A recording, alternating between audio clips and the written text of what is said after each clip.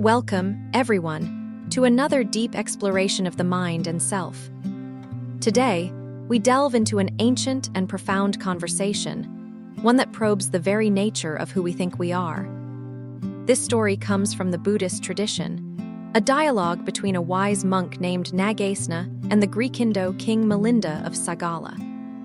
Their exchange is a striking example of philosophy at its finest, a rigorous inquiry into the nature of self and reality. Imagine the scene. King Melinda, a worldly and well-educated ruler, meets Nagasena, a monk known for his wisdom and clarity of thought. As a courteous host, the king greets Nagasena and asks him to introduce himself. This should have been a simple exchange, but Nagasena's response is anything but ordinary. He replies, "My parents have named me Nagasena, O king, and that is how my fellow monks call me. But this name is only a conventional term. There is really no person, no self it points to." This response, as you might expect, startles the king. To him, this statement seems mystical, even nonsensical. After all, isn't it self-evident that Nagasena exists just as he himself does? Being a sharp and pragmatic man, Melinda decides to challenge the monk's claim with a series of pointed questions. If, most reverend Nagasena, there are no real persons, then who gives to you members of the order your robes, food, lodging, and medicine? Who is it who enjoys such things when given? Who is it who lives a life of righteousness? Who is it who devotes himself to meditation? Who is it who attains to nirva macron, letter 1e47? The king does not stop there. He presses the implications of Nagasena's words even further, aiming to expose contradictions. And who is it who kills living creatures? Who is it who takes what is not his own? Who is it who lives an evil life of worldly desires, who speaks lies, who drinks strong drink? If, most reverend Nagasena, we are to believe that there is no person at all, then it follows that if a man were to kill you, there would be no murder. It would also mean that there are no real teachers in your order, and that all your ordinations and teachings are meaningless. King Melinda is making a powerful argument here. If there is no self, then who is responsible for moral actions? Who suffers? Who attains wisdom? The king is confronting what seems like a nihilistic and self-contradictory worldview. Nagasena, however, does not flinch. He remains calm and chooses an everyday analogy to make his point, something even a great king, despite his status, would readily understand. "Your Highness," he asks, "is the pole of a chariot the chariot?" "No," the king replies. "Is the axle the chariot?" Again, the king answers, "No." "Are the wheels, the framework, the ropes, the yoke, the spokes of the wheels, or the goad, are any of these the chariot?" Once more, Melinda answers in the negative.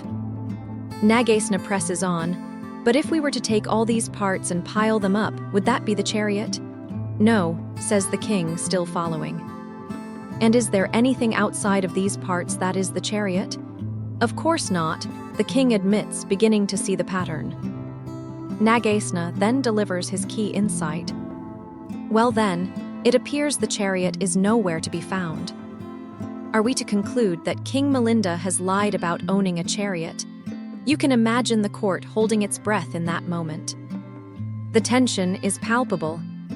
But King Melinda, being a man of intelligence, does not react with offense or indignation. Instead, he considers the argument carefully. After a moment, he replies, "I have spoken no lie, Reverend Nagasena. It is on account of its having these things: pole, axle, wheels, framework, ropes, yoke, spokes, and goad, that we use the conventional term chariot." Nagasena seizes the opportunity. "Excellent, Your Highness. Truly you are a wise king. And now you can see how, in the same way, a self is only a conventional term. It is on account of the many body parts, of feelings, perception, mental activity, and consciousness, all these coming together in a particular way, that we say there is a self. But, really, There is no independent, persisting self outside of these components or inside any of them. The story tells us that upon hearing this, King Milinda was deeply moved. He bowed to Nagasena in front of his entire court, acknowledging the monk's wisdom. So now, let me ask you the same question that Nagasena posed to the king. Who is listening to this podcast? Who is hearing my voice right now? If you examine your experience carefully, can you truly pinpoint a fixed, independent I that stands apart from the ever-changing thoughts, sensations, and perceptions? Or is self simply a useful term, a way of describing a collection of momentary experiences, just as Chariot describes a collection of parts arranged in a certain way? This is the heart of the Buddhist teaching of no self, or anatta. It is not a denial of experience, nor does it mean that people don't exist in a conventional sense. Rather, it challenges the assumption that there is an unchanging, independent essence at the core of who we are. Like a flowing river, our identity is never fixed. It is a dynamic, ever-shifting process. If this idea intrigues you, I encourage you to explore it further. The teachings of the Buddha invite us not just to accept philosophical concepts, but to directly examine our own experience. To ask, who am I really? And in that inquiry, perhaps we may find a deeper freedom. Thank you for listening. Until next time, may your mind be clear and your heart at peace.